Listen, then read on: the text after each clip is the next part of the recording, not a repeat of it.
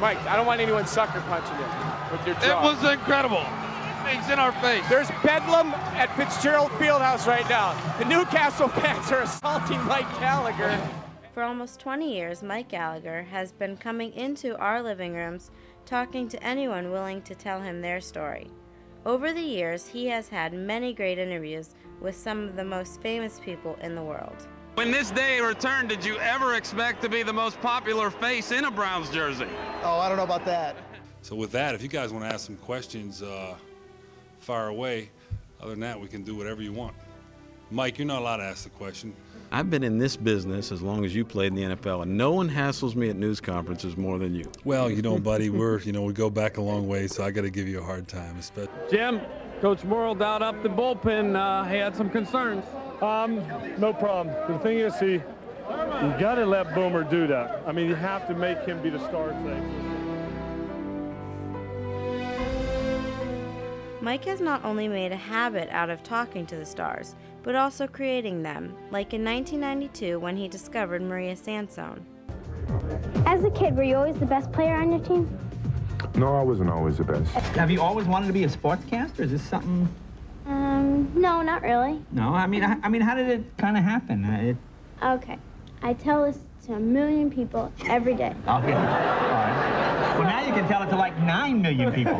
From the time Maria sat down on The Tonight Show with Jay Leno, he has always said he won't be proud of what he has done until he helps her graduate from college.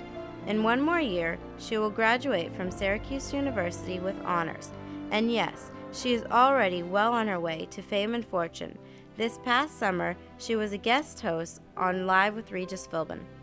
Well, first of all, Regis is a Notre Dame fan, and you look good in Notre Dame instead of Syracuse. Oh, that's a dig. So, no, I think you're very cute. You have a very nice personality, and you'd be very good. So would you watch if I was on? Certainly would.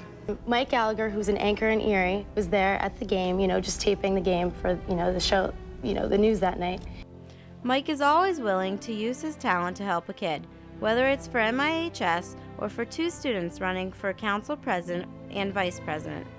This past summer, it was for another 5th grader that was launching a career. This time, it was for Amanda Lanzillo from Asbury School. See, these are no ordinary fish. They have a bright, colorful design and are made of fiberglass. This fish is a part of a project known as Go Fish Erie. This project was the brainchild of a local university administrator named Susan Black-Kai. Mike has never referred to his work as a job. In fact, in his mind, the one low point of his career came when his broadcast partner and best friend, Brian Duffy, moved to Cleveland. Hi, everybody. Thanks for staying with us on this edition of Friday Night Lights. I'm Mike Gallagher, along with Brian Duffy. Can we just restart the whole show? I'm Duffy Open. Take 2. I'm Brian Duffy, along with Mike. You haven't been here in like 8 weeks. You wish you were Mike Gallagher. While Mike makes a living out of interviewing the stars, some of his greatest memories are the stories of the students from the Mill Creek School District. And your 1997 PIAA AAA Boys Pole Vault champion, establishing a new PIAA record at 16 feet 1 inch, up and away, Laban Marsh of McDowell. Congratulations. Not all of his stories are about winning titles. In fact, many of them are more about life. Like the McDowell soccer player who gave up his junior season because of a battle with cancer. Or the McDowell freshman who faced death, but after open heart surgery will now star on the McDowell softball team. While she was only a kid, she was very much aware that if the procedure was not a success, there was one alternative. Dying, because it was rare, and the doctor didn't do it in a while, so I was kind of weird about it, because I used to watch these shows, 911, and I'd see people dying about stuff, but I'd just keep my faith up. There's nothing to worry about. It was fine. In fact, Hannah will never forget what the doctor told her when it was all over. It was the best Christmas present he has ever had and ever will have.